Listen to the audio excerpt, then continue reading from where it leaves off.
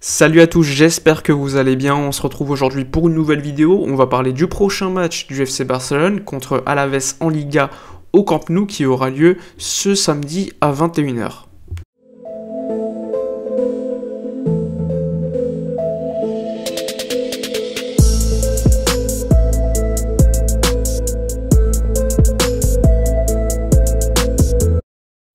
Avant de commencer la vidéo, je voulais vous présenter l'application numéro 1 de l'actualité du football, c'est l'application OneFootball. Comme vous le savez, cette application, elle est disponible sur l'App Store, mais pas que, également sur Android. Donc si vous voulez suivre l'actualité du football de ton club préféré, pour voir l'actualité mercato, les résultats des matchs, eh bien je t'invite à aller voir le lien dans la description, le lien pour télécharger l'application OneFootball. Personnellement, moi je l'ai téléchargée, je la trouve super, déjà au niveau du design, au niveau des notifications, tu peux recevoir toute l'actualité du football en live, et ça franchement ça aide, surtout quand tu sors du travail, etc. Donc avec cette application, tu peux te tenir au courant de l'actualité du Barça, de tous les clubs européens, et franchement, ça fait plaisir. Choc des extrêmes en quelque sorte entre Alaves 16e de championnat d'Espagne et le FC Barcelone 2e à la lutte avec le Real Madrid ainsi que le FC Séville juste derrière le FC Barcelone. On s'attend quand même à un match plutôt très dominateur pour le Barça, sachant qu'au match aller, il ne faut pas oublier qu'il y avait eu match nul 1-1 et que le Barça aurait largement mérité de gagner. On avait pris un but assez tôt dans le match, on avait dû lutter lors de la seconde mi-temps, on avait fait une très belle seconde mi-temps, on avait égalisé, et ensuite c'était un attaque-défense, on n'avait pas réussi à marquer ce 2-1, ce 3-1, etc. et gagner le match. Il ne faut pas oublier qu'à ce moment-là, le Barça était en délicatesse avec son jeu, on avait du mal à enchaîner les matchs, à être dominant et à gagner, et on avait quand même fait une belle performance, même s'il y avait eu le match nul. Malheureusement, ça a été quand même 2 points de perdu. Donc là, ça sera au Camp Nou, sachant qu'on vient d'une d'une défaite contre le FC Séville 2-0 Sanchez-Pizjuán. Je m'attends quand même à une performance où il faudra montrer énormément de choses juste avant le match du Paris Saint-Germain. Je pense qu'il faudra faire tourner, sachant qu'il y a des joueurs qui sont quand même cramés à mon avis, qui ont joué beaucoup trop de minutes cette saison. Juste avant le Paris Saint-Germain, ça serait quand même une idée très intéressante de la part de Ronald Koeman. Concernant les blessés côté Barça, on sait qu'il y a quand même pas mal de joueurs blessés comme Ansu Fati qui devrait revenir dans encore 1 mois et demi environ. Piqué, lui, a accéléré, il devrait revenir au début du mois de mars. Il serait potentiellement présent pour le match contre le FC Séville lors du match retour de Copa del Rey. Il y a également Araujo qui est blessé, qui ne jouera pas et qui va lutter jusqu'au bout pour jouer contre le Paris Saint-Germain lors du match aller, sachant qu'il a déjà été infiltré la saison dernière pour jouer les play-offs avec l'équipe B. Donc pourquoi pas Araujo contre le PSG, mais contre Alaves c'est mort. Ensuite, Miralem Pjanic et Sergiño Dest se sont entraînés avec l'équipe. L'année dernière, on avait vu un Barça dominant contre cette équipe d'Alaves, même les saisons précédentes, et il faut remonter à 2016 pour voir une défaite contre Alaves pour le Barça. Sinon, globalement, c'est une équipe qui nous réussit plutôt bien, avec 8 victoires, un match nul et une défaite sur les 10 derniers matchs contre cette équipe d'Alaves. Au niveau de l'effectif d'Alaves, soyons clairs, il y a quand même des joueurs intéressants, mais c'est pas non plus la folie. Pour moi, leur meilleur joueur, c'est leur gardien, Pacheco, qui est un gardien qui est capable de dégoûter les attaquants. C'est ce qu'il avait fait lors du match aller d'ailleurs. Concernant leurs derniers résultats, Alaves, c'est une équipe en grande difficulté. Alors oui, lors du dernier match, ils ont gagné contre le Real Valladolid 1-0, mais globalement, vous pouvez le voir à l'écran, c'est une équipe qui a beaucoup de mal. Ils ont même pris 5-0 contre Almeria. Alors oui, ils avaient fait tourner, mais quand même, Almeria, équipe B, équipe en seconde division, qui va probablement monter en Liga, mais quand même 5-0, c'est pas un score à mon avis habituel quand tu es une équipe de Liga et que tu prends ça contre une équipe de seconde division. Ah oui, j'ai oublié de vous parler d'autres blessés. Il y avait également Sergi Roberto qui va être encore absent en 3 semaines faciles. Il y a également Coutinho qui accélère et qui devrait potentiellement être présent lors du mois de mars. Attention, parce que si Coutinho joue encore 7 matchs, le Barça devrait débourser 5 millions supplémentaires à Liverpool. Et on sait que le Barça aujourd'hui est en difficulté financière.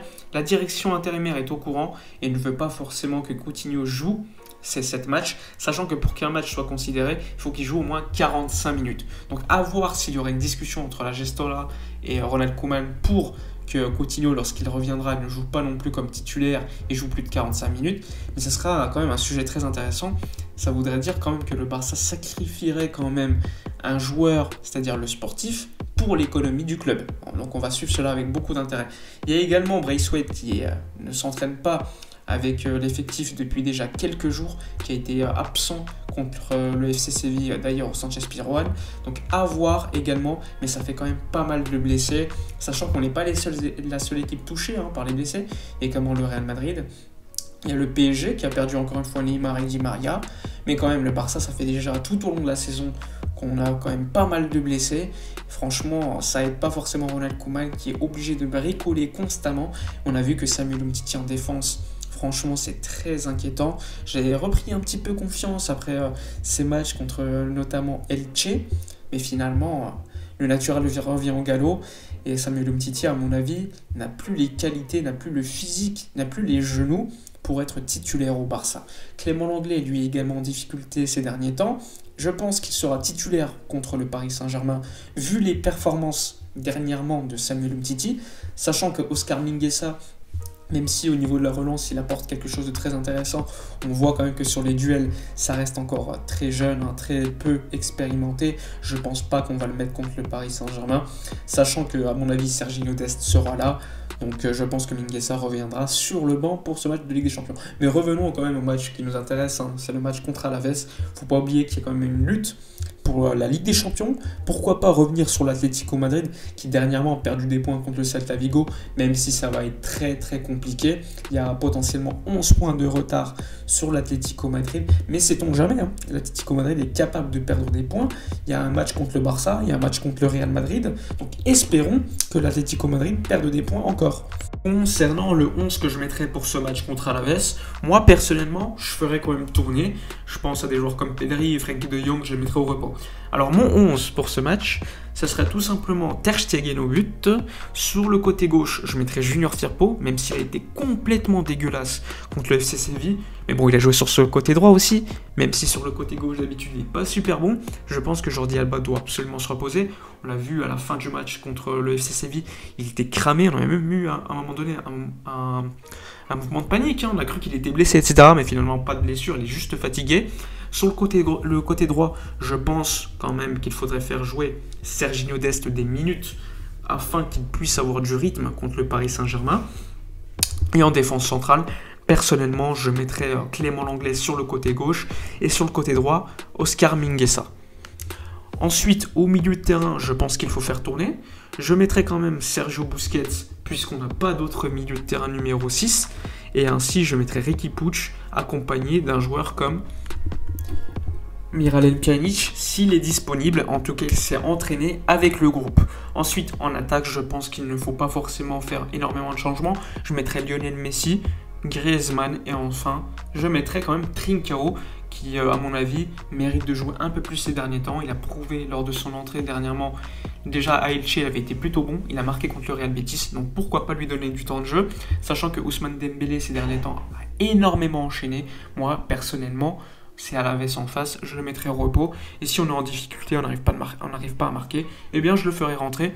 Pourquoi pas faire également donner du temps de jeu à un joueur comme Conrad de la Fuente. En tout cas, il y a pas mal de joueurs de l'équipe B qui vont être potentiellement disponibles pour Ronald Koeman. Enfin bref, dites-moi votre avis dans les commentaires, votre 11 idéal pour jouer contre Alaves. N'oubliez pas comme d'habitude de vous abonner, liker, commenter et partager. N'oubliez pas, hier j'ai sorti une vidéo avec une interview d'un joueur de Liga qui a joué contre le FC Barcelone, donc n'hésitez pas à aller la revoir, c'est toujours quand même gratifiant d'avoir vos avis dans les commentaires. Enfin bref, je vous dis à la prochaine et d'ici là, comme d'habitude, portez-vous bien.